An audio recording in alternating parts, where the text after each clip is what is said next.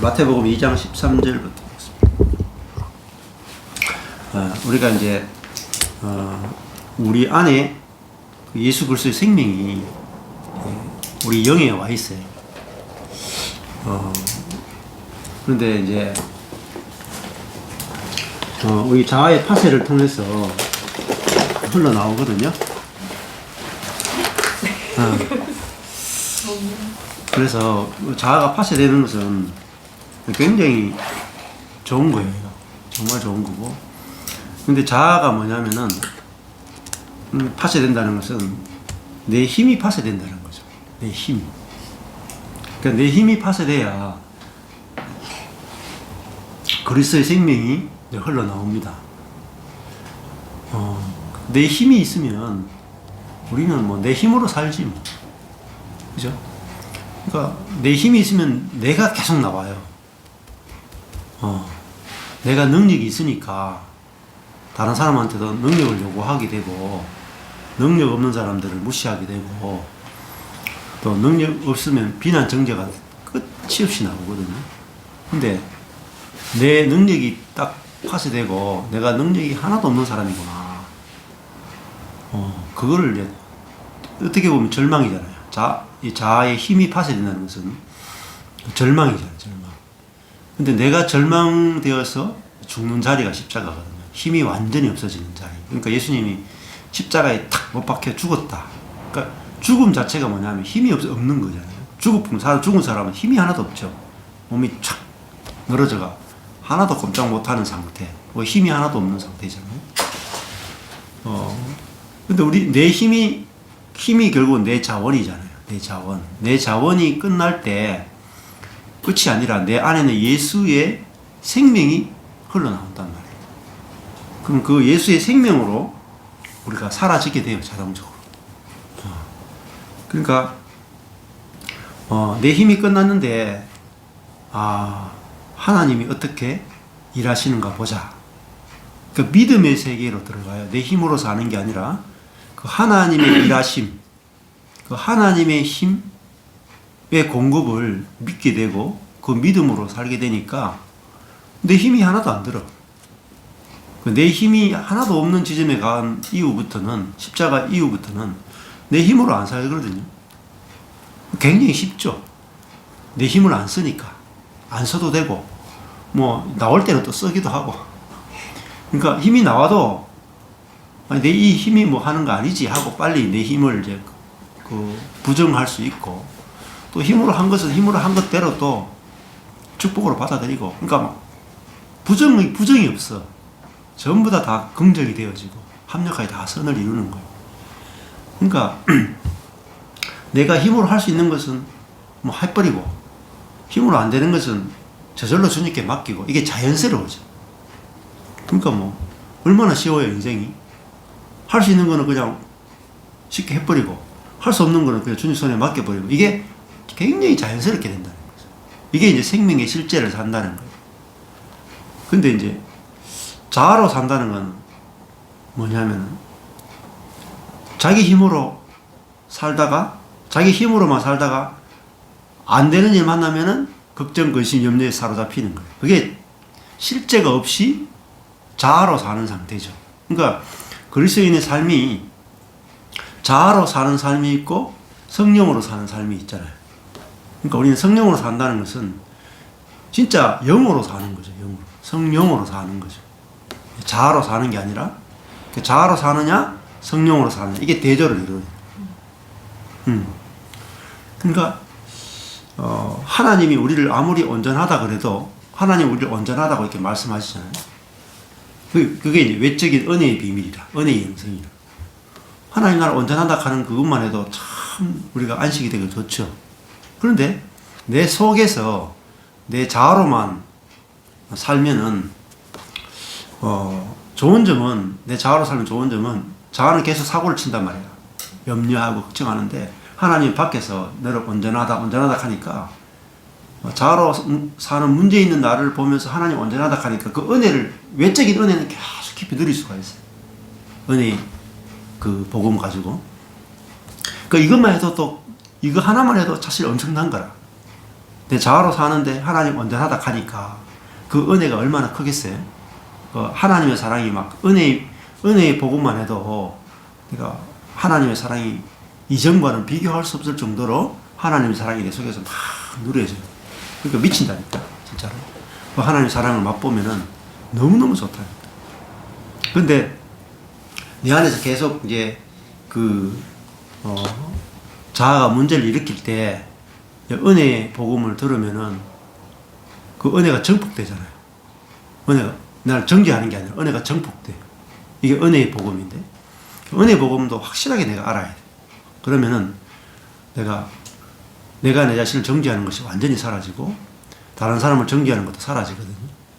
네, 그 은혜의 비밀을 통해서도 굉장한 변화와 실제를 경험할 수 있어요.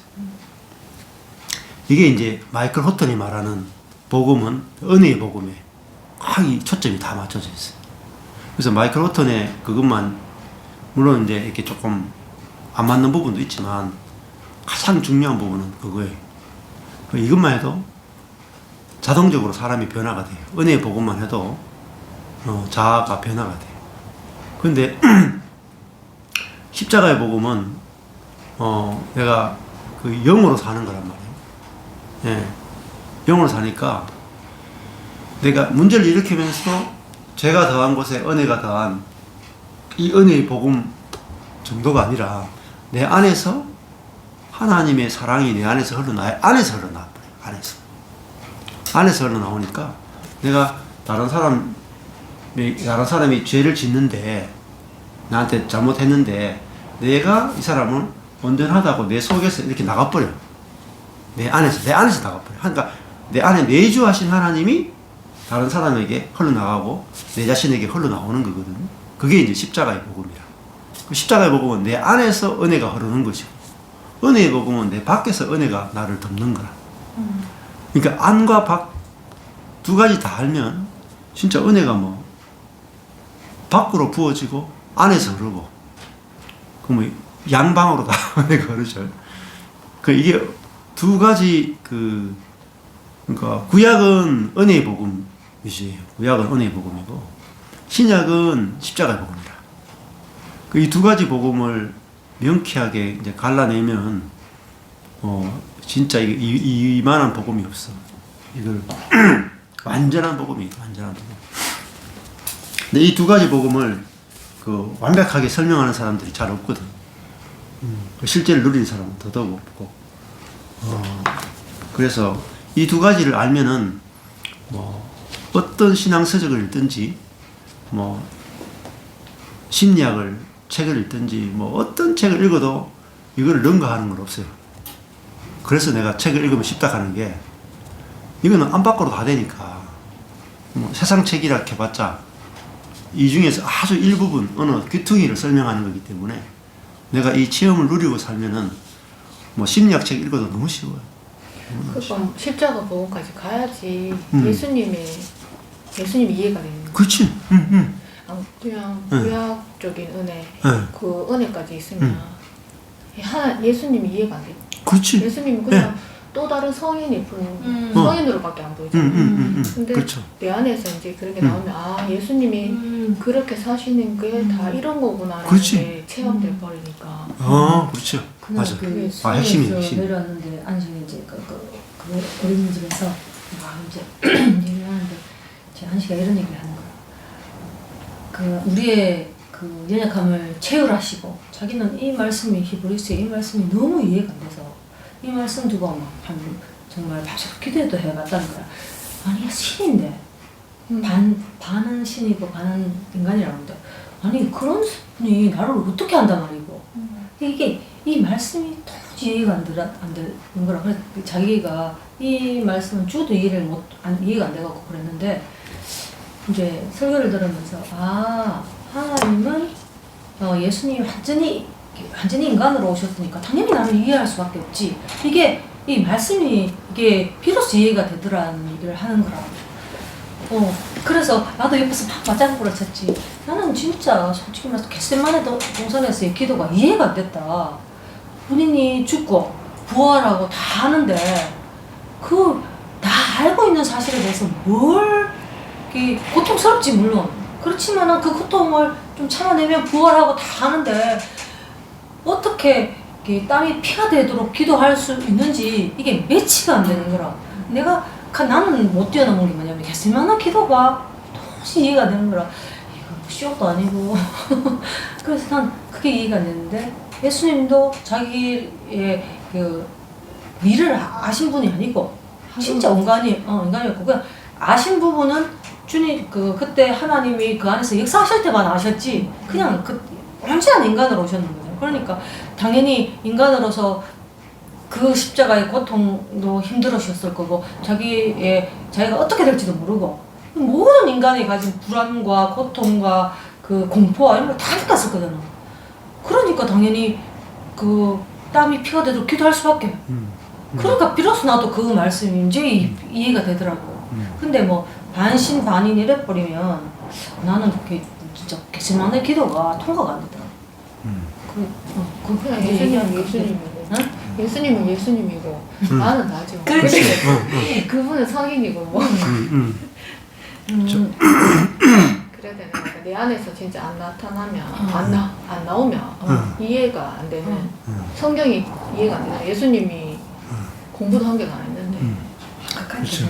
거기 알베프에 거기 이제 그 목사님 이름 뭐고 마태복음 2장 그 13절 볼 텐데 그 예수님이 지난번에 아기로 태어났다. 그죠? 그 아기고 누가복음에도 보면은 아기라 하는 것이 전적으로 무력한 존재잖아요. 그러나 이거 은혜를 옛날에 묵상해보니 참 은혜가 되더라고. 아기가 뭐 힘도 능력도 지혜도 하나도 없잖아. 그죠? 그러니까 어머니 마리아와 아버지 요셉에게 전적으로 자기를 의탁할 수밖에 없는, 그죠? 뭐 한 2, 3일만 굶어도 굶겨도 죽잖아. 전적으로 무력한 아기잖아요. 그러니까 이 완전한 사람으로 이 땅에 이제 오셨다라는 것을 보여주는 거죠. 그래서 그 예수 그리스도가 사람으로 이 땅에 사신 것을 볼 때 예수 그리스도의 삶이 결국은 어떻게 이 사람으로서 하나님을 온전히 드러내시고 십자가에 죽으시고 구원을 이루시는가, 그걸 볼 때 그 예수님이 걸어가신 모든 길들이 우리에게 본이 되죠. 예수님이 사신 그 삶이 나도 똑같이 예수 그리스도와 살면 그 예수님이 아버지를 온전히 나타낸 것처럼 우리도 나의 약함을 통해서, 나의 미련함을 통해서 내 약함을 통해서 아버지의 강함을 나타내고, 내 미련함을 통해서 아버지의 지혜를 나타내는 삶을 살게 되거든요. 그러니까 우리 예수님을 그 숭배하는 게 포커스가 아니라고요. 예수 그리스도와 연합하는 것이고, 예수님이 가신 길을 우리도 똑같이 그 길을 가는 게 포커스. 그러니까 아브라함의 생애도 아브라함을 숭배하는 게 아니라 아브라함이 걸어갔던 모든 길이 우리가 가는 길이고, 모세도 똑같아요. 모세도 우리가 와 모세 대단하다 이게 아니라 모세가 걸어갔던 길이 우리가 걸어가야 될 똑같은 길이라. 요셉이 걸어갔던 길도 요셉이 특출한 게 하나도 없어. 우리가 걸어가야 될 길과 동일한 길이. 그게 이제 성경을 보는 중요한 관점이에요. 그 요셉과 내가 다르다. 그럼 성경 해석이 하나도 100% 틀립니다. 다윗과 내가 다르다. 성경 해석이 100% 틀린 거예요. 다윗이 걸어간 길은 전 인류가 걸어가는 길. 그 다윗은 어떻게 살아? 전 인류의 대표로서 살아갔어요. 그럼 우리도 목동에서 왕이 되는 길이잖아요. 목동에서 왕이 되는 길. 우리도 목동에서 왕이 되는 길을 가는 거예요. 그러니까 우리도 아무것도 아닌 그런 사람인데 하나님 우리에게 와서 기름을 붓잖아요. 사무엘을 통해서 기름 부음을 받잖아요. 그럼 우리가 그 기름 부음을 받으면 어때요? 그 기름 부음을 통해서 통치하고 다스리는 삶을 사는 거죠. 죄를 통치하고 자아를 통치하고, 그리고 다른 사람들을 긍휼과 은혜로 사랑으로 섬김으로 통치한 그렇게 살아가는 그 다윗의 길이 우리가 걸어가는 길과 하나도 다른 게 없죠. 예, 그러면은 성경 읽는 게 너무너무 재밌어요. 다윗과 내가 다르다고 생각하고 읽으면은 괴리감이 느껴져요. 자꾸 요셉과 내가 다르다. 엄청난 괴리감을 느껴 재미가 없어. 근데 요셉이 걸어가는 길이 내가 걸어가는 길하고 똑같더라고. 요셉이 형들에 의해서 팔리고 노예가 되고 감옥에 내려가고 이게 내가 걸어가는 길하고 똑같잖아. 망하고 그죠? 그런데 오직 은혜로 총리가 되어서 생명으로 통치하는 자가 되는 거. 우리도 망한 그 자리에서 성령으로 사는 걸 배우게 되고 그러면 성령으로 다른 사람을 섬기는 또 사랑하는 통치하는 그 자리에 이르게 되거든요. 그래서 성경에 나오는 모든 인물은 내가 살아가야 될 인생 길을 보여주는 사람이다. 이렇게 보면 성경이 굉장히 은혜가 되고 쉬워지는 거죠. 다 그래요. 모든 사람이 다 모든 인간이 살아갈 길을 보여주는 거죠. 베드로도 똑같고요. 바울도 똑같아요. 그러니까 베드로가 곧 나예요. 바울이 곧 나라. 우리가 베드로처럼 사는 게 그리스도인으로 사는 것이고 바울처럼 사는 게 그리스도인으로 사는 거지. 잔너기형도 똑같아요. 잔너기형 읽으면은 야 대단하다 이렇게 읽으면 안 된다니까요. 잔너기형 속에 내가 있고 내 속에 잔너기형이 있다. 그렇게 보면은 내 인생이 딱 해석이 돼. 해석. 다 해석이 된다. 자, 저희가 떠난 후에 이제 동방 박사들이 떠났죠. 꿈의 인도를 저번에 이제 별의 인도를 받다가 꿈의 인도를 받아가지고 별의 인도를 받아서 메시아인 아기 예수를 만났고 꿈의 인도를 받아서 헤롯을 피해서 고국으로 돌아갔다. 이렇게 읽었죠.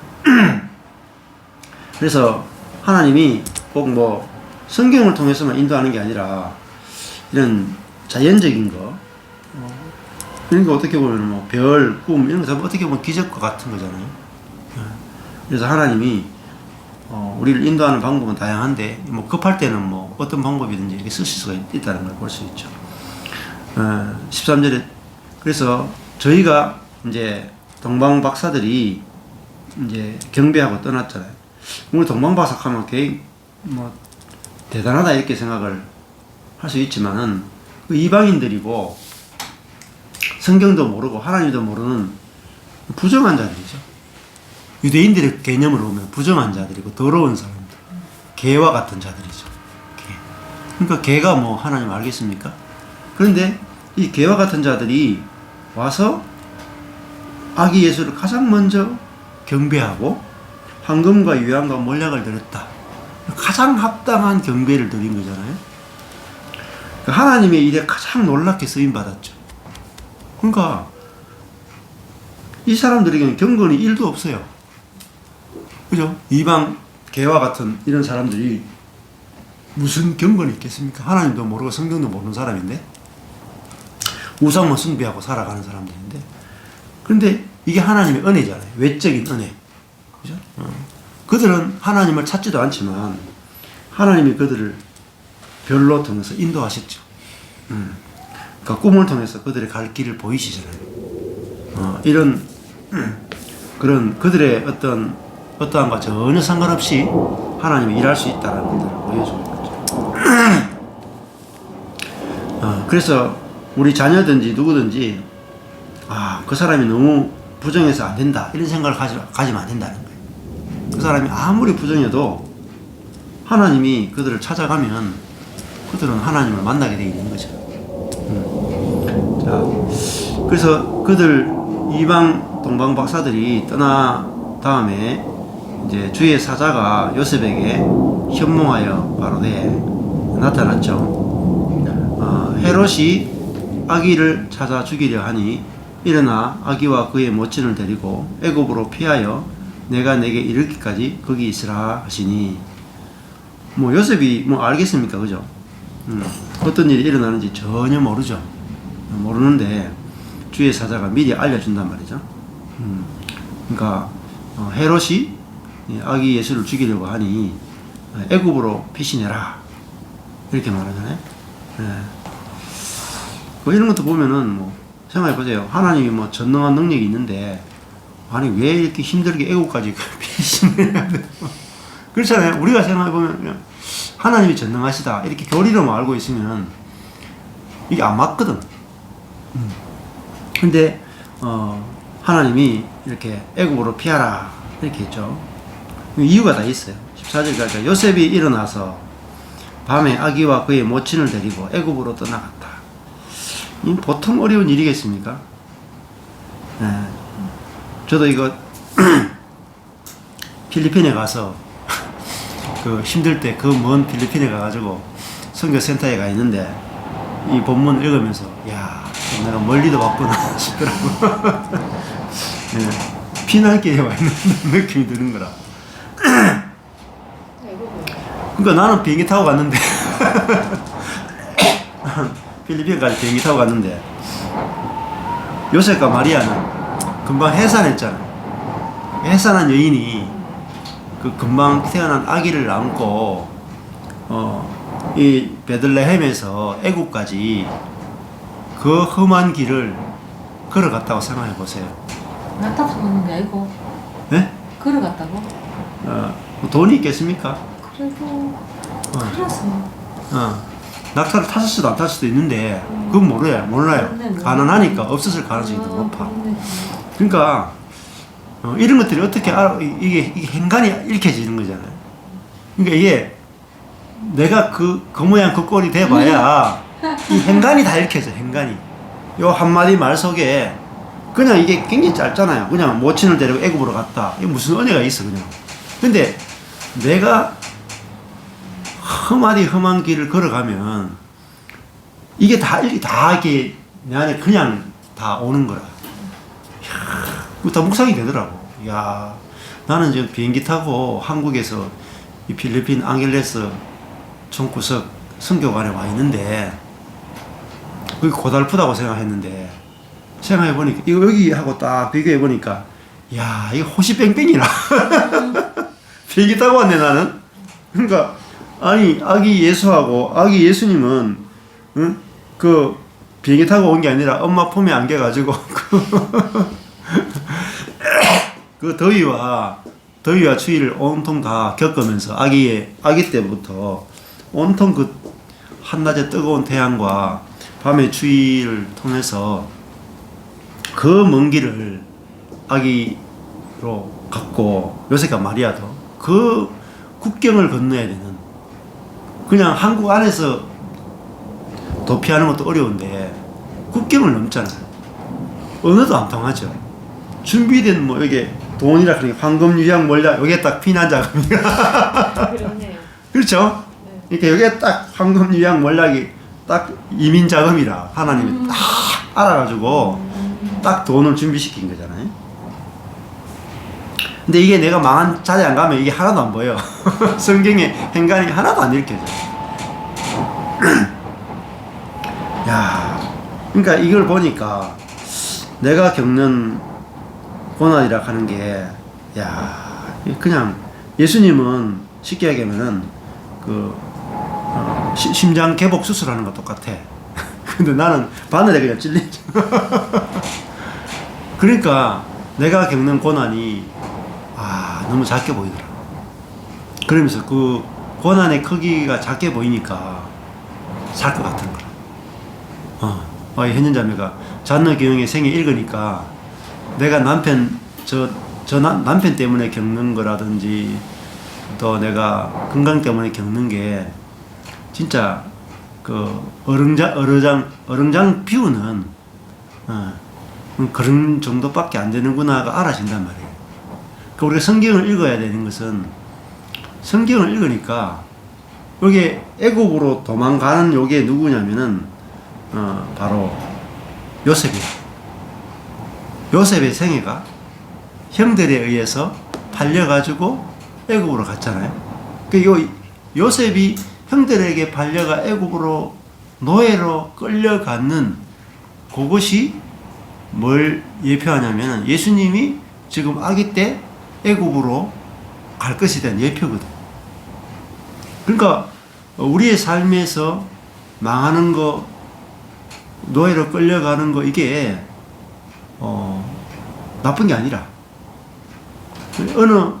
이것이 예수님의 삶과 내 삶이 연결되는, 예수님의 그 생애를 이해하는 토대가 되고, 또 이런 것들이 남을 나중에 살리는 도구가 되잖아요.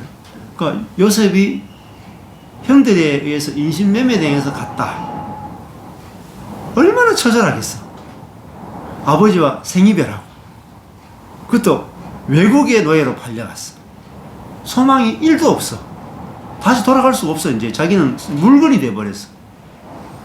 그 처절한 그 삶이 저한테 딱 왔을 때 내 삶에 엄청난 위로를 주는 거야. 내가 겪는 고통은 노예로 팔려가는 고통이 아니거든. 기껏 해봤자 목회 망하는 고통이야. 목회 망하면 난 다른 직업 가지면 되잖아. 그죠? 근데 성경을 모르면은 내가 겪는 고통 때문에 망가져버린다. 자살해버려. 그러니까 내가 아는 한 목사님도 목회하다가 갑자기 어느 순간에 장로들이 술수를 써가지고 쫓아내버렸어. 꼼짝 못하게 쫓아내버려. 그 쫓겨나니까 담임 목사로 있다가 갑자기 쫓겨나니까 뭐 대책이 아무것도 없잖아요. 집도 없고 모아놓은 돈도 없고 쫓겨나가지고 있으니까 속에서 분노가 치밀어 오르는데, 그 장로들에 대해서 분노가 치밀어 오르는데 치가 떨리고 견딜 수가 없는 거야. 분노 때문에. 그러고 미래가 없잖아. 그래 직업도 그냥 허름한 직업을 그냥 구해가지고 지금 있는데, 분노 때문에 또 미래에 대한 걱정 때문에 막 너무 고통스러워하는 거야. 기도도 안 돼. 기도가 됩니까? 갑자기 내가 기도했는데도 그랬으니까. 기도했는데도 하나님이 그런 일들을 허락하시니까 하나님 믿어지겠어요, 목사가? 안 믿어진다. 그러니까 뭐라고 말하냐면은 이렇게, 여러분 믿으십시오. 설교했는데 본인이 설교했는데 자기는 전혀 안 믿으시고, 기도하십시오 했는데 본인은 전혀 기도 안 되고, 그런 자리에 좀 딱 와 있거든. 근데 거기서 죽을 것 같아 정말. 근데 나도 그런 지점에 있었는데, 그때 이제 성경을 보면은 성경이 완전히 다르게 보여요. 완전히 다르게 보여요. 성경이 보이는 게 아니지. 사실 성경이 안 보이는 게. 그러니까 요셉의 그 삶이 나한테 보여지면서 내가 겪는 고난이 너무나 작아지는 거예요. 잔느 교영의 생애 읽으면서 내가 겪는 고난은 너무나 포시라운, 그냥 길 가다가 한번 넘어진 정도 불과하더라고요. 또 예수님이 겪으신 고난의 길을 쫙 신약에 와서 묵상을 하는데, 내가 당하는 일들은 너무나 작은 거라.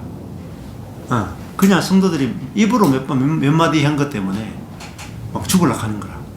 근데 예수님은 막 전 군중이 막 재판하잖아. 공개 재판하고 주먹으로 때리고 채찍으로 등을 벗기고, 그죠? 모든 사람 보르자 빨가벗겨 버리고, 심지어 완전히 재판하는데 죄가 없는데도 사형 언도를 때려버리잖아요. 그러니까 뭐 어떻게 보면 인간으로서 겪을 수 있는 최대치의 고난이 예수님이 당하신 고난이거든요. 그러니까 근데 그 예수님이 최대치의 저주와 고난을 당하는 그것이 지금도 죄가 없잖아. 태어난 죄밖에, 태어난 것도 죄가 그냥 아기로 태어났을 뿐인데 지금 죽을 위기가 왔잖아요. 죄가 없잖아요. 근데 이렇게 태어나자마자 어머니 품에 안겨가지고 외국으로까지 도피해야 되는 이런 이제 고난이 왔단 말이에요. 근데 이 예수 그리스도의 고난이, 요셉의 고난이, 야, 그 내가 당하는 고난, 비교할 수 없는 고난이었고, 그 속에서 하나님이 은혜 받으면 하나님이 나를 참 사랑하시는 응? 요셉은 대수술을 통해서 자아를 파쇄하는데 나는 바늘로 한번 혹 찔러가 자아를 파쇄해 주는 거라. 그렇기는 야, 참 하나님이 이런 생각이 들더라고. 내가 막내로 자랐잖아요. 막내로 자라니까 내가 어른장이 심하거든. 그리고 주사 맞는 것도 어릴 때 굉장히 공포심이 많아가 주사 맞는 거 어려웠는데, 야, 하나님 내가 막내로 자란 걸 어떻게 이렇게 아시고 살살 다루어 주시나. 그러면서 참 하나님 나를 너무너무 잘하시는 분이시구나. 응? 그런 마음이 들면서 참 은혜가 되더라고요. 옛날에 그 생각나네. 어떤 목사님이 교회에서 쫓아내려고 했는데 안 쫓히고 뻗대니까 광에 걸려갖고 맞았다는 얘기를 옛날에 그 세미나 다닐 때 강에 걸려갖고 묶여갖고 장로들이 사주해갖고 두두마려가 병원에 입원했다고 그러더라고. 그 얘기를 하시는데 너무 숨쉬다더라고. 근데 그 얘기가 생각나요. 우리 그렇게 했으면 진짜 정신 판단같이 있다. 진짜 그랬어. 그 2장 14절에서 요셉이 일어나서 모친을 데리고 애굽으로 내려갔다. 이거 보면 누가 나오냐? 요셉이 나오죠. 구약의 요셉하고 똑같죠. 구약의 요셉하고 예수의 아버지 요셉하고 똑같잖아요. 이것도 이제 일치하는 거예요. 일치. 아버지 요셉하고 구약의 요셉하고 똑같아. 똑같이 요셉이, 그죠? 애굽으로 가잖아. 여기서는 그 피난길 가는 거고, 구약의 요셉은 그 인신매매 당해서 가는 거고. 그러니까 요셉의 삶이 자기가 왜 애굽으로 끌려가는지 모르지만은 사실 그것이 그 아버지 요셉과 예수 그리스도가 애굽으로 갈 길을 다 예표하는 굉장히 중요한 역할들을 하는 거죠. 15절에 헤롯이 죽기까지 거기 있었다. 헤롯이 죽기까지 애굽에 있었다는 거죠. 상당한 기간 동안 있었다라고 봐야 되겠죠.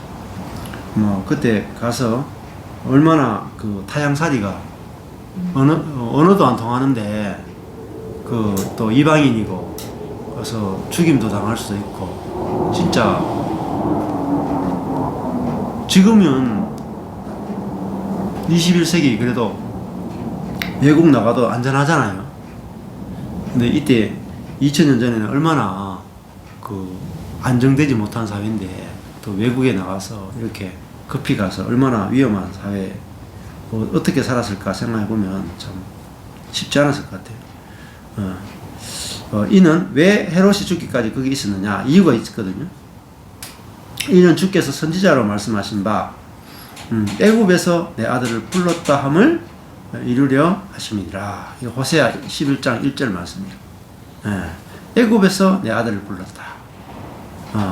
그러니까 시작이 어디서 시작되냐면 애굽에서 시작되는 거죠. 그러니까 구약에도 보면 애굽에서 건져내는 거잖아요. 애굽에서. 그러니까 먼저 예수님이 태어나자마자 애굽에 갔다가 다시 애굽에서 올라오죠. 이게 출애굽하고 상관이 있어요. 출애굽. 애굽에서 나오는 거. 그 예수님 이런 그 과정을, 자기 인생의 과정을 우리가 똑같이 다 겪었다는 걸 볼 수가 있죠. 그러니까 사실은 이 출생부터가 뭐예요? 출생부터가 말 그 위에 태어나잖아요. 그 위에 태어나잖아요. 짐승의 그 먹이통에 태어나고, 그 어떻게 보면 짐승의 먹이로 태어나는 거죠. 그 사람들, 타락한 인간들의 먹잇감으로 예수님 태어나고, 또 이 사람들, 짐승과 같은 이 헤롯이 잡아먹으려고 하니까 그걸 피해서 애굽으로까지 도망가야 되고, 그래서 이제 그 애굽에가 피난 갔는데 그것이 선지자로 말씀하신 바 애굽에서 내 아들을 불러 담을 일을 하십니다. 그 예수님의 이런 날 때부터의 고난의 삶은 무엇 때문에 이런 고난이 있는가 하면은 말씀을 이루려 합니다. 이렇게 했잖아요. 네, 말씀을 성취하기 위함이다. 네.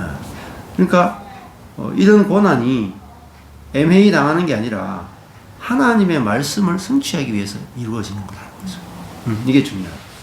그러니까 우리의 삶이 그냥 고난만 당하면 이거 아무런 의미가 없어요. 이게 말씀의 성취와 연관이 있어야 된단 말이에요. 그냥 자아만 파쇄되면 뭐 하겠어요? 영이 해방돼야 되지. 그렇잖아요? 내가 인생길을 살아가는데 이런 생각이 들어요. 나도 고난을 겪고 우리 자영도 고난을 겪고 우리 천암도 고난을 겪거든요. 그 생각해 보면은 나하고 우리 뭐 천암들이나 자영들이 겪는 고난을 이렇게 비교해 보면 나는 되게 복 받은 거라. 왜?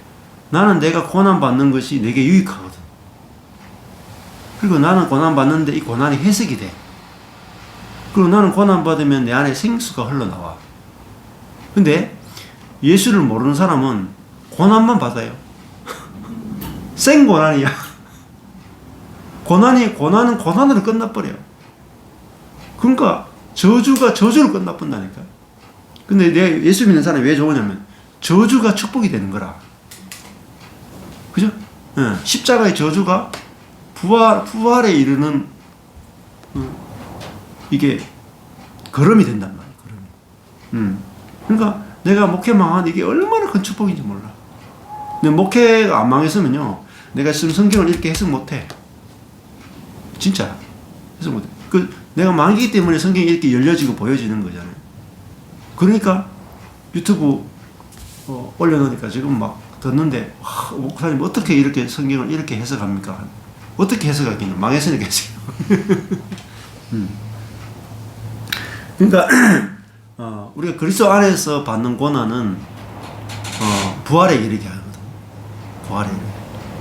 근데 그리스도 밖에서 겪는 고난은 진짜 생지옥이라, 생지옥. 다 어디로 돌아가냐? 허무함으로 돌아가는 거야. 헛되니 모든 것이 헛되도다. 그거 다 헛되요.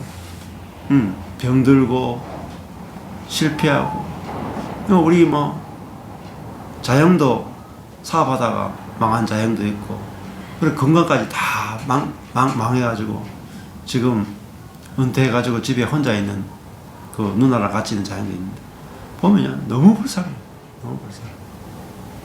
형제들 가운데 또 막 자살한 형제가 있으니까 그 보면서 마음에 너무 큰 고통을 겪고 있는데, 그 고통이 자기 자아를 파쇄하고 그 성령으로 살아가는 일에 1도 도움이 안 돼. 1도. 그러니까 인생의 말년이 너무 허무하고 고통스러운 거. 정말 앞으로 뭐 10년 살지 20년 더 살지 모르지만은 그 인생의 허무감을 생각하면은 내가 목회 망하고 절망하고 상처 입었던 그 상태로 20년 30년을 더 사는 거야. 끔찍하다, 끔찍해. 진짜 끔찍해. 근데 예수님이 애굽으로 이렇게 험난한 이민의 길을 가야 됐잖아요. 근데 그것이 말씀을 이루려 함이었다. 그죠? 그리고 이 예수님의 이 애굽 피난길이 피난길을 걸어가야 되는 모든 사람들을 위로하는 약이 되는 거잖아요. 그러니까 허무하지 않는 거지. 내가 망한 것이 누구에게 도움이 된다면 굉장히 그 망한 것도 좋은 거잖아요. 그렇잖아요. 그렇죠. 그렇게 이게 다 쓰인 거다. 쓰인. 그러니까 우리 인생에 망하는 게 뭐냐면 내 인생이 쓰임 받지 못하는 게 망함이라. 나의 어떤 것들이 하나님 나라에 쓰임 받으면 그게 축복이에요. 근데 내가 하나도 쓰임 받지 못한다. 그러면 그거는 뭐 망하는 거죠. 그 나이가 그냥 한평생 내 등 따시고 배부르게 살았다.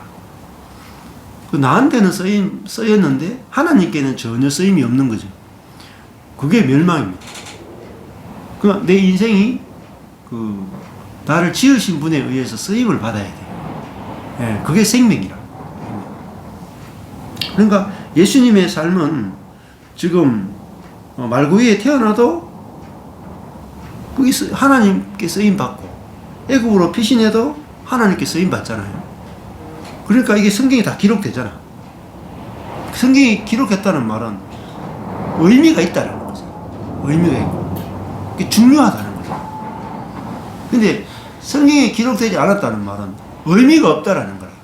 그 인생은. 그렇게 심지어 헤롯은 나쁜 짓 하는데 기록되잖아. 쓰였어. 이것도 쓰인 거라. 이게 진노의 그릇으로 쓰인 거라. 그렇게 이것도 잘 쓰인 거지 뭐 하는. 이제 그러니까 우리가 내 인생이 하나님께 쓰임을 받아야 내 인생이 모든 것이 다 축복이 돼요. 축복이 돼. 그러니까 내가 가난한 것도 예를 들면은 야 내가 가난한 것도 가난 중에 내가 감사가 나오면 이게 하나님께 쓰임이 되고 또 가난한 중에 감사가 나오면은 가난한 사람들이 아 나도 그 가난한 가운데서 저 목사님처럼 나도 감사가 나오는 사람이 되면 좋겠다 하면서 이게 쓰임을 받거든. 그러면 내 가난이 저주가 아니라 하나님 나라에 쓰임 받으니까 너무너무 좋은 거지. 그래서 오늘 말씀에도 야 예수님의 삶이 마태, 마가, 누가, 요한 해가지고 속속들이 다 쓰임 받잖아요. 그죠? 내 관점으로 예수님의 삶을 속속들이 다 파헤치는 거야. 왜? 예수님이 살았던 모든 삶이 다 쓰임 받으니까. 버려지는 게 없단 말이야. 하나도. 야, 이게 진짜 행복한 거야. 버려지는 게 없이 다 쓰임 받는다는 거야. 우리의 인생도 내가 이거 성경 말씀을 쭉 묵상하고 읽어보면은 내가 겪었던 모든 게 다 쓰임 받잖아요. 저도 조금 전에 제 삶을 이렇게 짧게 간증을 했지만 내가 필리핀에 갔는 거 그런 것들이 지금 성경을 해석하는데 다 쓰임 받잖아요. 그렇게 쓰임 받으면은 행복한 거잖아요. 그렇잖아요. 근데 망해서 필리핀 갔는 그것이 그냥 고난으로만 있으면 허무한 거라. 근데 그걸 통해서 성경을 진짜 깊이 알게 되고 복음을 만나게 되고 그 필리핀이 아니고는 안 되는 거지. 저한테는. 그러니까 필리핀 갖는 그것이 진짜 축복으로 보여지니까 그게 완전하게 살아나는 거라. 내 인생이 살아나는 거야. 부활이 되는 거죠. 하나님의 말씀으로 해석이 되면 내 인생이 부활이 되는 거예요. 애굽으로 갔는 이것이 고통스러운 이 기억이 하나님의 말씀을 성취하기 위함이구나. 이게 부활이라. 부활. 그죠? 이런 사람은 이제 정말 늘 안식과 만족을 누리게 되겠죠.